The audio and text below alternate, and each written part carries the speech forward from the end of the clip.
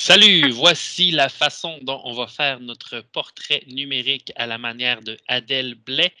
Alors, on va faire ça sur le site web qui s'appelle pixelaire.com. Tu as besoin de te créer d'abord un compte. Pour ça, je t'invite à consulter le tutoriel qui explique comment le faire. Pour le projet, on va donc créer un portrait. Tu as le choix de faire soit ton autoportrait, donc tu vas avoir besoin d'une photo de toi ou d'une photo d'une personnalité connue que tu vas trouver sur Internet. Dans les deux cas, il faut une photo de bonne qualité. Tu te rends donc sur Internet et tu vas utiliser l'adresse pixelaire.com. Tu t'assures d'être branché à ton compte et on va utiliser le Pixel RE pour l'édition avancée. Nous allons créer un nouveau projet et on va choisir la grandeur Instagram ici. Donc, c'est une image de 1080 pixels par 1350 pixels. Donc, c'est une image qui est de bonne qualité. Je vais la nommer à mon nom pour que lorsque je vais remettre mon projet, je puisse facilement être identifié. Et je laisse l'arrière-plan vide. Je vais choisir en bas, créer. Ce qui me laisse mon canevas de base pour créer mon portrait. Deuxième étape, c'est de trouver notre image. Donc, comme je disais, soit un autoportrait ou un portrait de quelqu'un que tu vas trouver sur Internet, d'une personnalité connue, un sportif, un chanteur, un artiste, un journaliste, quelque chose, bref, quelque chose qui te passionne. Je me rends sur Google, images,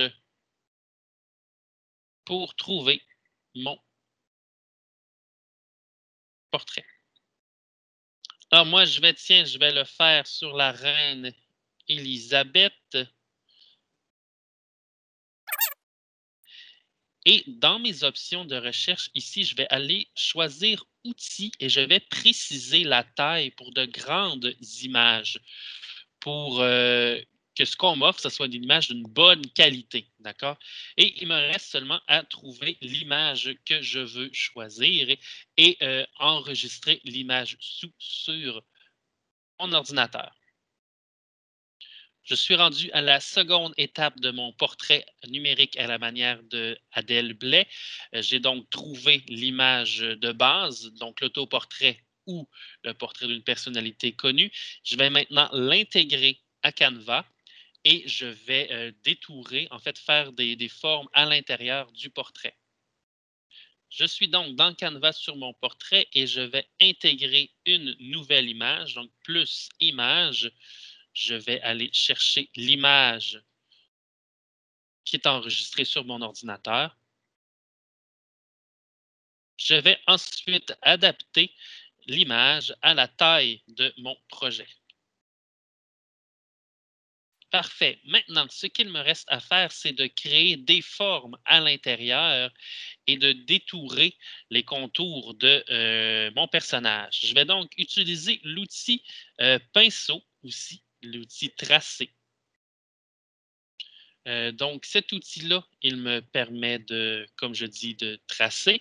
Je dois être sur le calque, évidemment. Et ici, je vais choisir les options. Je vais descendre l'effet soft à 0% pour avoir un trait très net. Et je vais pouvoir aussi diminuer la taille de mon trait pour faire le détourage de mon personnage. Pour les petits détails, je vais pouvoir utiliser un trait qui est plus petit. Et pour les plus gros contours, les plus gros traits, un plus gros trait. Je peux également en choisir la couleur. Je vous suggère le noir ou le blanc, simplement. Allez, je me mets au travail. Je fais ça en accéléré et je te montre le résultat final ensuite. Je n'hésite pas à zoomer. Je viens de terminer de faire le contour du personnage que je viens de faire et d'y ajouter des détails. Je vous le montre et je vous donne quelques trucs aussi en même temps. Voici le contour de mon personnage que j'ai fait sur un nouveau calque. Il ne faut pas l'oublier. Je peux donc effacer mon image et voir à quoi ça ressemble. Je dois m'assurer que chacune de mes formes est bien fermée, que je ne laisse pas d'espace blanc, en fait de vide, d'accord? Vous remarquez également que j'ai fait les plus gros détails avec un plus gros trait et les plus petits détails avec un plus petit trait. J'hésite pas à venir zoomer vraiment mon image pour venir faire les plus petits détails qui nécessitent d'être vus de plus proche. Je simplifie également les choses. On va pouvoir le voir, par exemple, ici sur la broche de la reine. Je l'ai vraiment esquissé, si on peut dire. Je ne suis pas allé dans les très grands détails. Ce n'est pas très grave. Voilà, je te donne aussi quelques raccourcis clavier. Alors, commande 0 va mettre la grandeur de ton image à la grandeur de ta page. Si je fais un trait, une erreur, je peux faire CTRL Z pour annuler. Donc, c'est la même chose que sur un autre truc. J'hésite pas aussi à venir effacer si nécessaire. Donc, maintenant, je peux je peux masquer le calque de mon image et je vais pouvoir venir remplir les espaces qui sont derrière ma photo, en fait. Donc, je te rappelle, tu dois ajouter des dégradés, donc des nuances, des valeurs de teinte. Tu dois ajouter des motifs et tu dois laisser des parties de la photo visibles. Tu peux également jouer avec la transparence de chacun des calques, la photo d'origine qui est derrière.